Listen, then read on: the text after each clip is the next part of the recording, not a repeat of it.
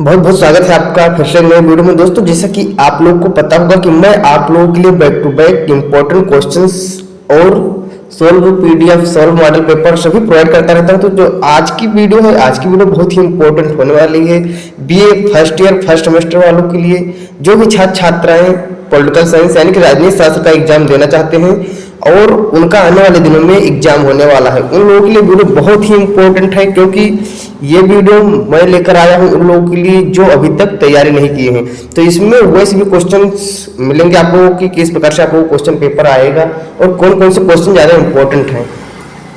तो आप लोग देख सकते हैं ये क्वेश्चन पेपर अभी पिछले साल यानी कि 2023-24 यानी कि पिछले साल का है। तो आप लोगों को बहुत ही आसानी से समझ में आएगा कि क्या आप लोगों को पढ़ना है। तो जैसा कि आप लोगों को मैंने बता दिया है कि आप लोगों को पढ़ना क्या रहता है, तो आप लोगों को क्या पढ़ना रहता है, Indian national movement and constitution of India, यानी कि भारतीय राष्ट्रीय आंदोलन और भारत का संविधान।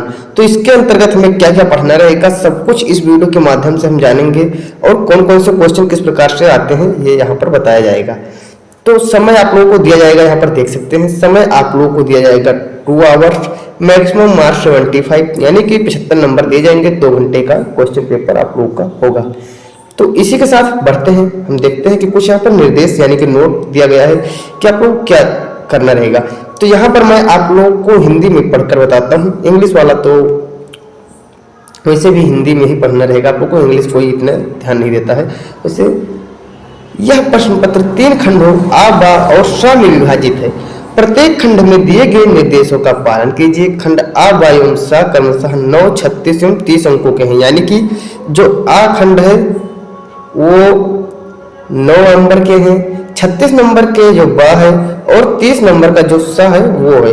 अभ्यर्थी प्रश्नों के उत्तर क्रमानुसार लिखें। यदि किसी प्रश्न के कई भाग हो तो उनके उत्तर एक ही तारतम्य में लिखें।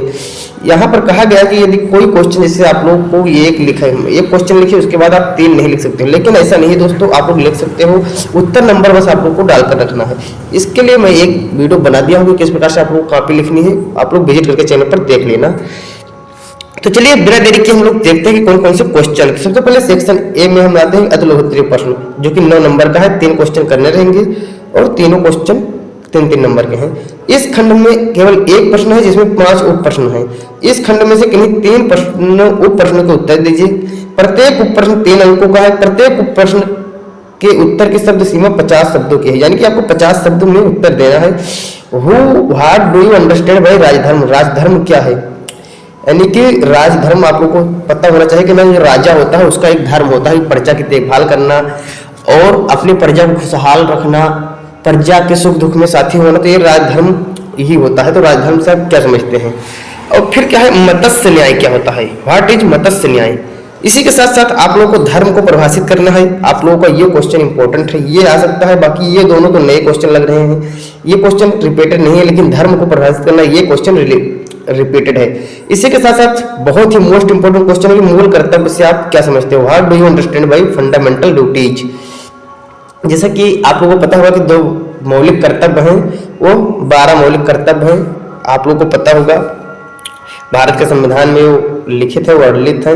What do you understand bye centre state relation, यानी केंद्र और राज्य संबंधों से आप क्या समझते हैं, केंद्र और राज्य के बीच में क्या संबंध है और उस संबंध से आखिर क्या है वो संबंध आप लोगों को यहाँ पर अपने शब्दों में लिख देना है। बहुत ही अच्छा सा क्वेश्चन है। 5 क्वेश्चन में से आप लोगों को 3 क्वेश्चन करने हैं और तीनों क्वेश्चन आप लोगों को 3-3 नंबर के रहेंगे। तो आई होप आप लोग इतना तो कर ही सकते हैं।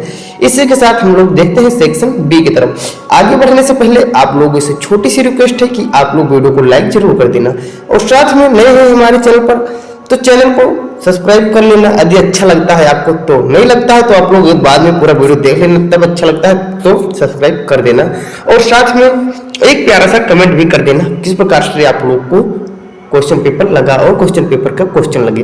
और साथ में यदि हमारे यानी मुझसे कोई त्रुटि होती है क्वेश्चनों में या कुछ पढ़ने में या कहीं पर आप लोगों को पता होगा कि कोई भी पढ़ता है ना तो कहीं कहीं कुछ मतलब स्पष्ट रूप से उच्चारण नहीं निकलता है, तो उसके लिए मैं क्षमा चाहता हूं आप लोगों से। और यहाँ पर क्वेश्चन देखते हैं सेक्शन बा यानी सेक्शन बी खंड बा का कुछ निर्देश है। इस खंड में केवल एक प्रश्न है जिसमें 7 उप प्रश्न है। इस खंड में से किन्हीं 4 प्रश्नों के उत्तर दीजिए। प्रत्येक प्रश्न 9 अंकों का है और यहाँ पर क्या दिया गया है कि प्रत्येक प्रश्न के उत्तर की शब्द सीमा 225 शब्दों की है। अब यहाँ पर आप लोगों को 4 क्वेश्चन करना है, कितना ही आसान सा क्वेश्चन है, मतलब प्रश्न पूछे गए हैं, 4 क्वेश्चन करना है और 9 नंबर के, यानी कि यदि आप लोग यहाँ पर 3 ही क्वेश्चन कर देते हैं तो 3 9 27 नंबर आपको पक्के होंगे, आपको वो पासिंग मार्क मिल जाएगा। बाकी ऊपर के 3 कर देंगे, 3 3 का 9 नंबर हो गया, 27 9 36 नंबर एकदम पक्के होंगे आप लोगों को। उसी के साथ फिर से यहाँ पर देखते हैं कि यहाँ पर आगे क्वेश्चन क्या क्या पूछा गया है। तो नीति शास्त्र की व्याख्या कीजिए। नीति शास्त्र तथा राजधर्म में क्या संबंध है? तो नीति शास्त्र और राजधर्म में क्या संबंध है, आप लोग को ये डिस्क्राइब करना है और नीति शास्त्र की व्याख्या देना है। तो सॉरी दोस्तों, discuss the birth and growth of Indian national movement, यानी कि भारतीय राष्ट्रीय आंदोलन के जन्म और विकास की विवेचना कीजिए। तो भारतीय राष्ट्रीय आंदोलन का जन्म कैसे हुआ? जैसा कि आप लोगों को पता होगा ना कि भारतीय राष्ट्रीय आंदोलन का जन्म क्यों हुआ था, जिससे अंग्रेजों का जमाना था, अंग्रेजों से पहले मुगलों ने शासन किया, तो उन लोगों के जो प्रकोप थे, उन लोगों का अत्याचार थे, उन सबको देखते हुए भारतीयों को आंदोलन छेड़ना पड़ा। तो इसीलिए भारत का राष्ट्रीय आंदोलन होता है और जो मेन आंदोलन माना जाता है वो सन 1857 में माना जाता है, वहीं से इसका विकास और सब कुछ माना जाता है। भारतीय राष्ट्रीय आंदोलन के प्रमुख राजनीतिक प्रवृत्तियों को चिन्हित कीजिए। राजनीतिक प्रवृत्ति क्या थी? भारतीय राष्ट्रीय आंदोलन के प्रमुख राजनीति, उनकी प्रवृत्तियों का यहाँ पर आप लोगों को लिखना है। अब चिन्हित नहीं कि मान लीजिए आप भाई जो जोक्स वगैरह में रहता है इसे चिन्हित कर दो।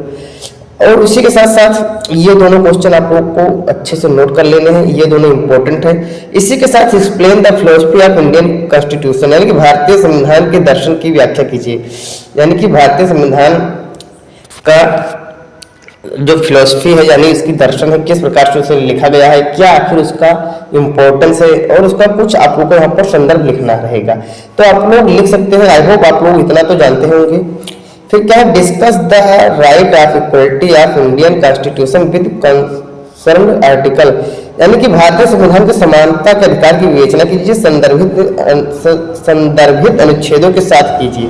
यानी कि समानता का अधिकार क्या होता है कि जैसे यहाँ पर ऊंच नीच का कोई भेदभाव ना करे और लोगों का यहाँ पर कोई जात पात का भेदभाव ना करे, तो ये सब यहाँ पर राइट टू इक्वलिटी के अंतर्गत आता है और इसके अनुच्छेद आप लोगों को लिख देना है। इसी के साथ साथ ये क्वेश्चन देख लीजिए, फिर से ये रिपीटेड है।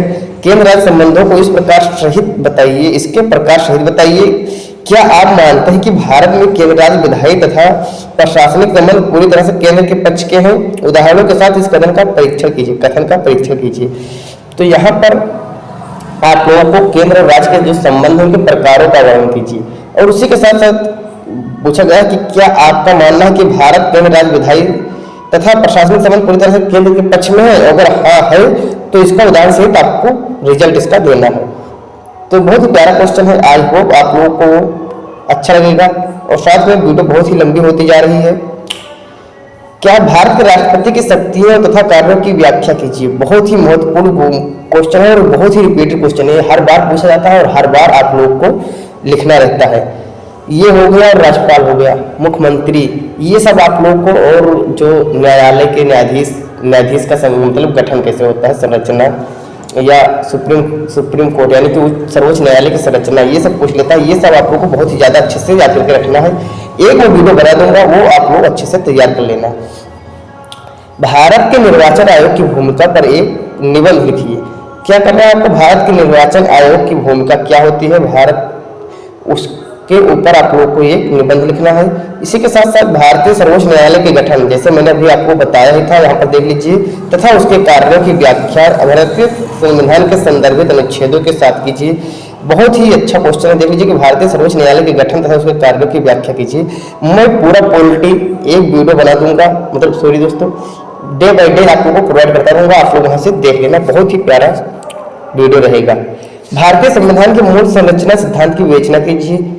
साथ साथ में आप लोगों को मैं बताता चलूं कि यदि आप लोगों को कोई भी क्वेश्चंस चाहिए, कोई भी PDF चाहिए, या कोई आप लोग का क्वेश्चन है, डाउट है, तो आप लोग नीचे दिए गए डिस्क्रिप्शन में लिंक के द्वारा टेलीग्राम चैनल को ज्वाइन कर सकते हैं। वहां पर आप लोग चैट के माध्यम से अपना डाउट सॉल्व कर सकते हैं।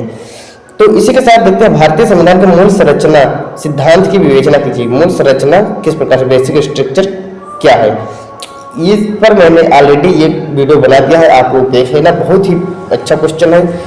और राज्यपाल और मुख्यमंत्री के बीच संबंधों का परीक्षण कीजिए। जैसे मैंने बोला था राज्यपाल और मुख्यमंत्री पढ़ लेना। तो यहाँ पर एक क्वेश्चन पूछा ही पूछा जाएगा। अब यहाँ पर आप लोग को 7 क्वेश्चन में से 5 करना है। सॉरी दोस्तों, कितने थे? हाँ, यहाँ पर आप लोग को 4 क्वेश्चन करने थे 7 क्वेश्चन में से। तो 7 क्वेश्चन में से 4 करने थे, बहुत ही अच्छा है। 3 क्वेश्चन छोड़ देंगे कोई भी आप, तो भी आप लोगों का सबका सब हल हो जाएगा, सभी क्वेश्चन आप लोगों को पता होंगे।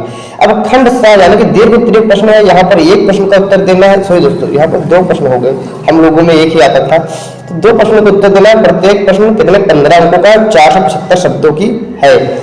तो ये क्वेश्चन आप लोगों को मैं प्रोवाइड करा दूंगा, आप लोग देख लेना।